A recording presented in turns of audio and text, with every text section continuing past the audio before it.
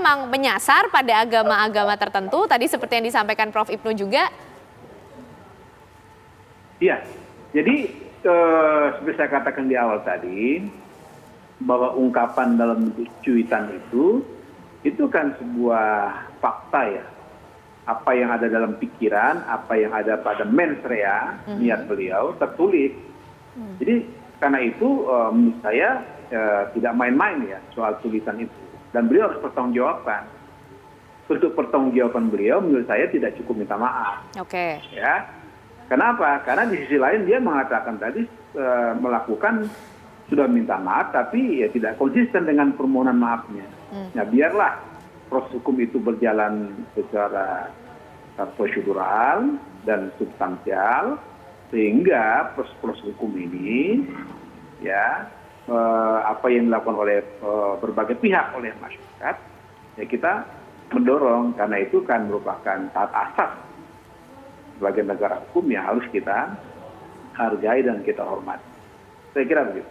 Oke, meskipun dengan kalau kita melihat ke belakang, Ferdinand Huta Hayan ini cukup sering sepertinya ya Pak Amir Syah memberikan cuitan-cuitan di Twitter yang menyinggung soal iman atau keimanan dan juga agama-agama tertentu. Ya, jadi sekali lagi saya ingin menegaskan, ini harus menjadi pembelajaran berharga ya bagi semua pihak, termasuk beliau sendiri. Dan pembelajaran ini harus beliau pertanggungjawabkan di meja hukum. Oke. Ya, mengapa? Karena seperti kata Prof. Ibnu tadi, supaya tidak liar, ya, supaya kita semua menjunjung tinggi asas praduga tidak bersalah, menjunjung tinggi peraturan perundang-undangan yang berlaku, dan kita minta aparat penegak hukum secara proporsional dan profesional di dalam penegakan hukum ini, supaya bisa mewujudkan rasa keadilan, dan rasa keadilan bagi semua pihak ini kan penting agar terwujud satu tatanan kehidupan beragama, berbangsa, bernegara yang maslahat ammah, yaitu maslahat bagi semua orang. Dan saya minta hal-hal yang semacam ini tidak terulang lagi ya, karena tugas kita bermasyarakat, berbangsa, bernegara ini banyak PR menurut saya. Kita masih belum selesai pandemi COVID dengan varian Omicron. Kita harus berjibaku lagi nih, jangan sampai menimbulkan kegaduhan begitu ya Pak Amir Syah.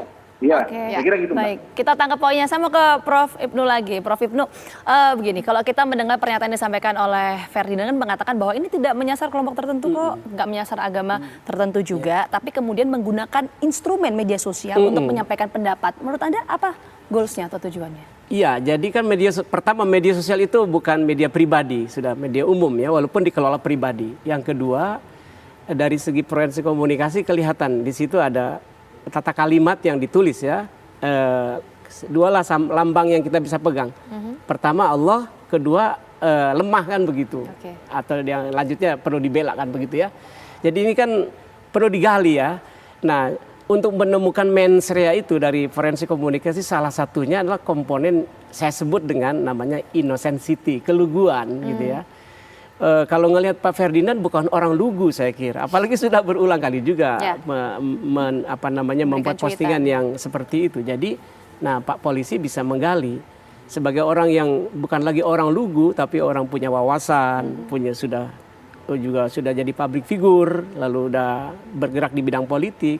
Ini kan bisa ditanya kan kalau dia mengatakan oh saya tidak bermaksud apa-apa. Itu bukan orang lugu beliau. Yang curhat soal iman, keimanan ini kan kayaknya cukup banyak juga di media sosial. Tapi poinnya yang kemudian dijadikan ini salah gitu. Iya, karena beliau itu kan tadi sekali lagi bukan orang inosen, bukan orang biasa, udah terdidik, udah punya public figure lah begitu masuknya ya.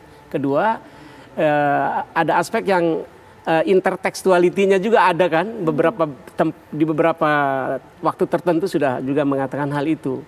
Dan satu lagi barangkali yang harus juga diperhatikan ini aspek yang saya menyebutnya aspek culturality-nya. Kebudayaan ini kan masyarakat kita sosiologisnya masyarakat beragama begitu.